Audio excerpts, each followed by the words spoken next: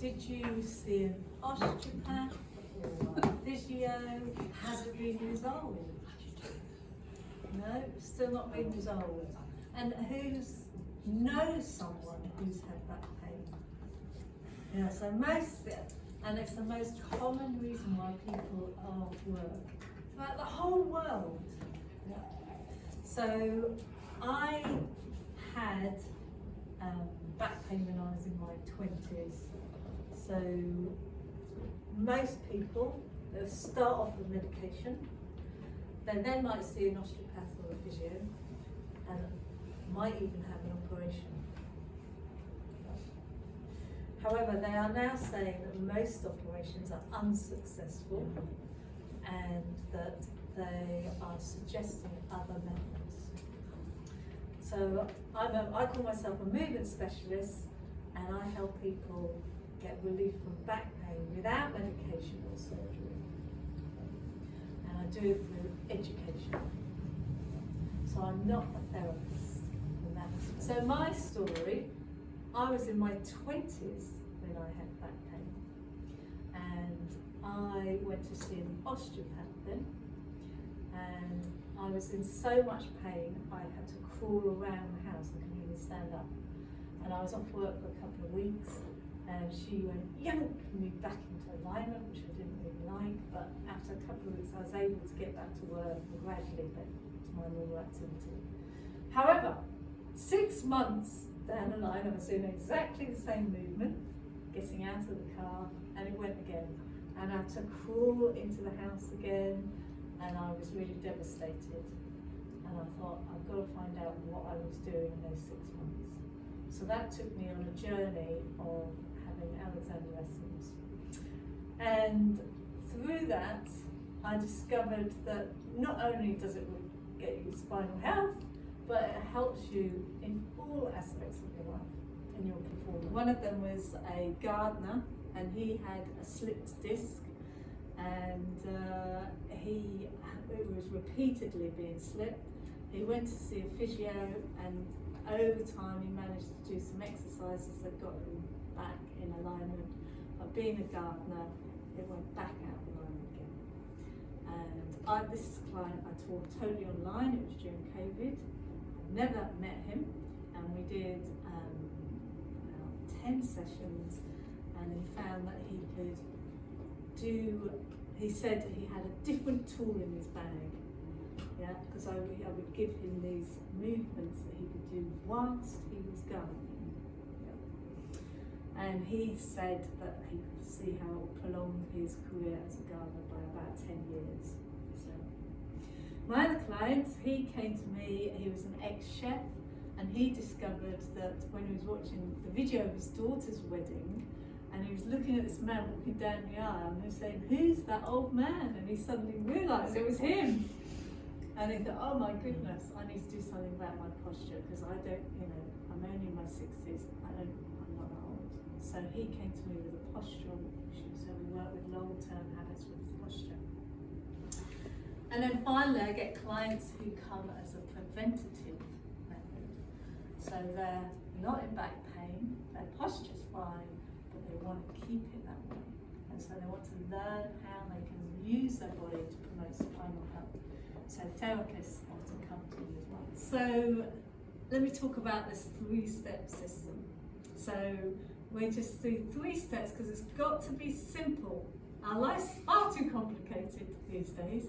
So I've created this 3 steps called harmonise, observe, and energise. Okay? And I've taught my clients to say, first of all, I'm helping you harmonise your body, and then I'm helping you observe, and then you experience the energy. And then over time, we start to harmonise, so they learn how to do it themselves. And eventually, you are able to harmonise your own body. So I say we go from I, we, you. So one of the things that I do in the harmonise step is help people understand how they can move over their centre of gravity. So I want you to experience what centre of gravity means. So if we all stand up, is bring the chair onto two legs, front two legs. Okay? And I want you to find that range where you think, well, if I bring it right over to the front, I hardly have to put any weight in it. Yeah? Do you get a sense of that, I think? So it's as if you could barely touch it and it's balancing. Great. And then bring it back towards you.